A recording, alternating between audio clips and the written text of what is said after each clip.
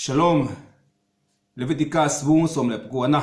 changa na chuna ti hian ziak mu ania feltakin ithen omte ro irel saktura ni ti in betzedek tishpot amitecha engtin nge kan then omte feltakin ro kan rel sak thayam enge feltaka ro rel sak omzia kan to mi thiam ten talmuta an thil fiana chuanin haveidan bekap schut an chung thu athazongin rel sakro ti idan thil fian chu he torwa chang torwa ina chen omte kan unau kan Israel pui feltaka ro rel saktura thubin pe kha enge omsia kan to mi thiam tan thil fiana chuanin an chung thu athazonga rel sakti in enge omsia kan di chuanin mi in midang chunga rel ru aput dan tu mi ro arel sakdan tu diktakin feltakin ro arel sakdan tu chu enge kan ti chuanin engdang ni lowin an chung thu athazong a rel sak harsang maseng thakha khachang omzia khania pathianin kan then omte feltaka ro rel saktura min du omzia kha enge an chung thu athazonga ro rel sak chuma chonin talmudin ange soya chonin mundanga te hian talmudin soi kan huwa he khovela thil paruk a hlok na kan tel theitele aloman kan don tu chaton khovela chung paruk zenga mi chu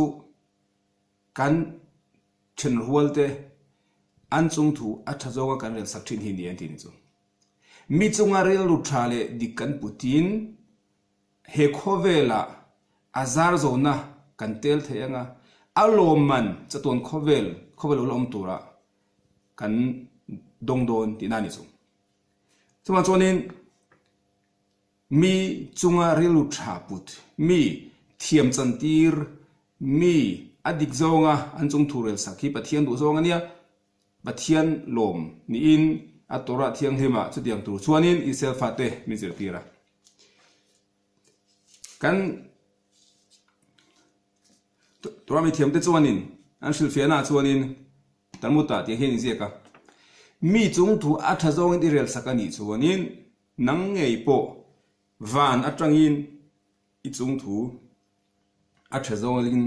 athazong in rel sakin yang tin mi chunga rilu tha kan puani chuanin kan chunga po van atangin thazongin milnga in kan chung thu athazongin minon rel don te dan chu tin swat emedina shil fiana chuanin ke mani tan cho ni loin mi chunga rilu tha pu in mi thiam chantir ta ila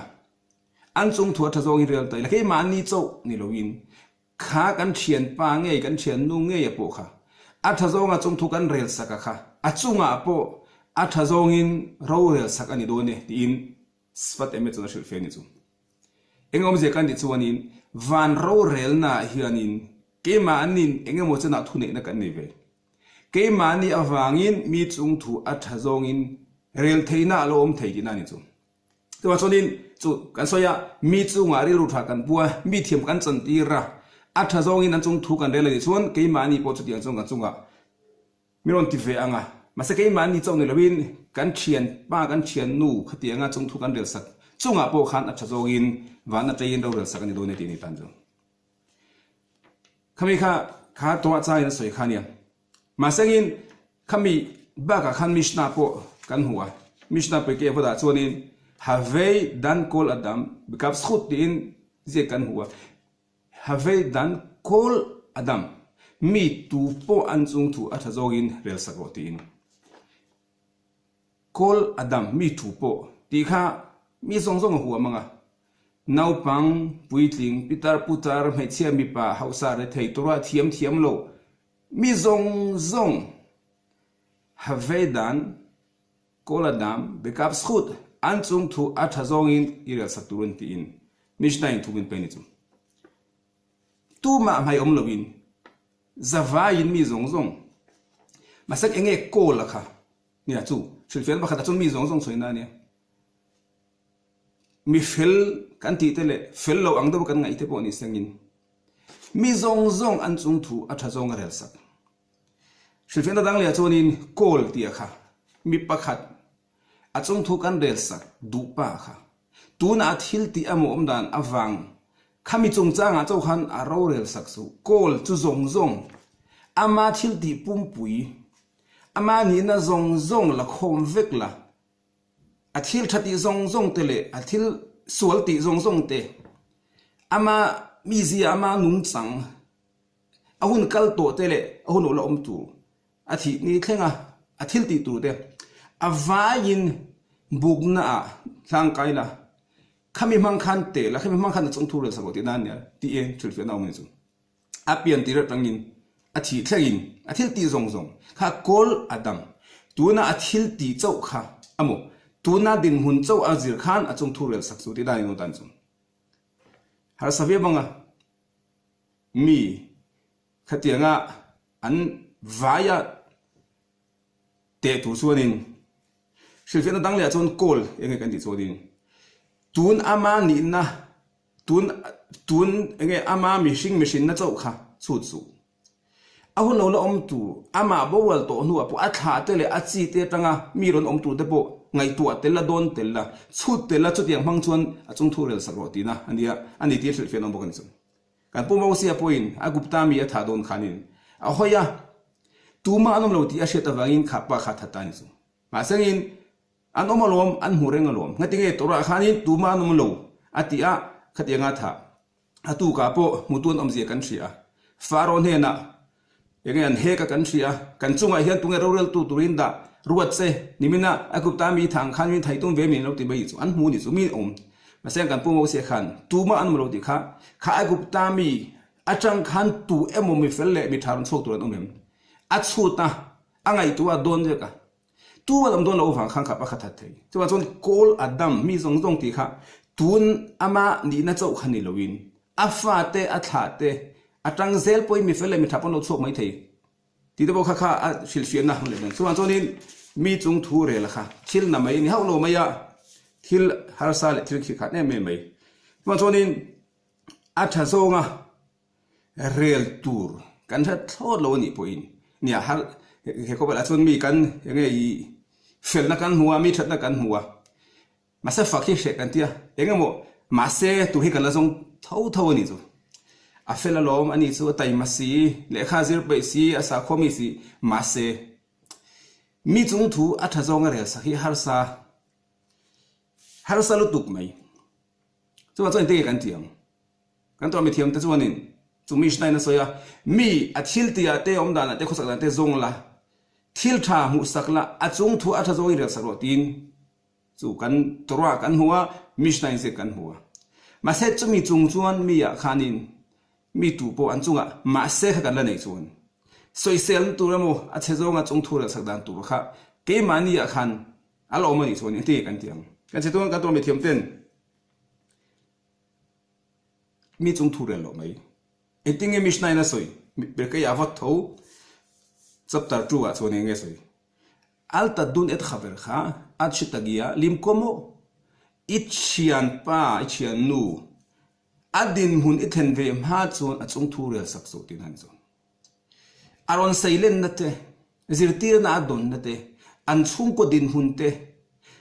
asum le pai din hun te an tho na te engkim kha ama ni na ang chia kha ini ve lo chuan a chung thu re so ma se chu thil thei non lowa kan nu le pa te inang lowa kan pian na khuan te kan seilen na ram te nang lowa zirte na kan don dan te nang lowa chuan mi din huna khna din ve thei lo chuan enge mission so kha fing lu tuk mai chu mi chung thu re li du amo adin hun I thlen ve ma chuan engti ka ngai thlenang engti ka mai thleng don lo an in nu le pa nang don lo loi ang po ni ula pakhat piang masa hu pian hnung phir po ni ula in dang don tho wa chonin mi chung thu rel mai kha thil thei ni lo ma se zong thin ma la mi felo na le mi thalo na zong in an chung thu che zong in rel sak tum po ma ni ma la chu tiang ti thei din hoi ding lo an ma ni din hun I din ve ma lo chon ti kha khami kha shil fe na pakhat shil fe da dang le chonin al at che ta gelim komo adin mun tu din hun nge pathian din mun makom kha pathian soinania achet ta gialim komo pathian din hun rorel tu din hun idin ve malo suanin mi chung thu rel su intika nge pathian din hun kan din veang intika ma kan ding don do rorel tu mo phurna khatianga neya he khovel mi terorel sak tu la pa pathian ama chiom adin mun a khan intika ma kan ding don lo chu wa chonin enge mishnai na soi kha thuk lu tu kan chu real mai adin mun ithen ve malo chuan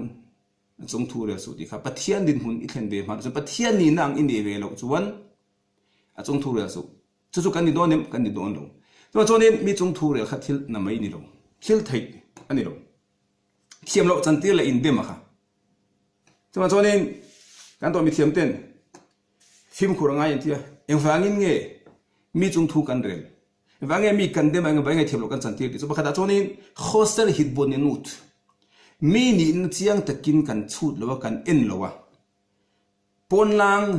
kan thir liam puata a thil ti a khosak na ain cheina om dan hangin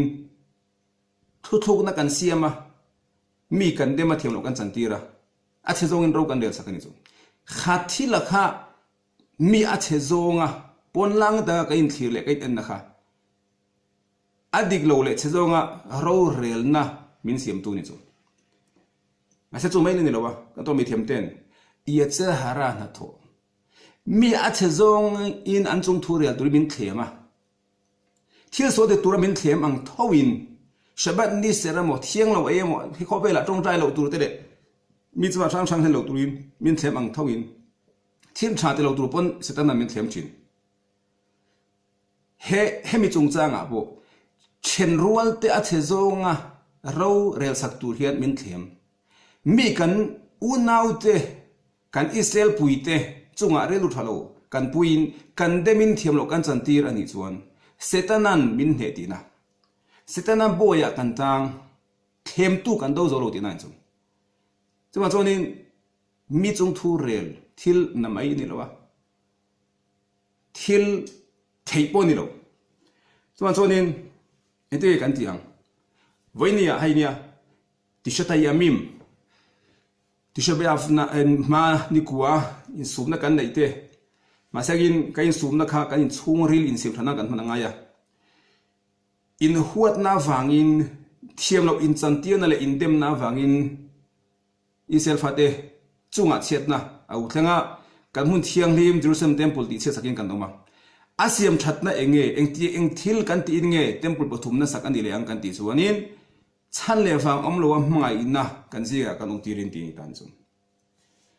chan le wang om lo in hmangai la ma se kha chezong in mang lo in tu na chon mi kan u nau te a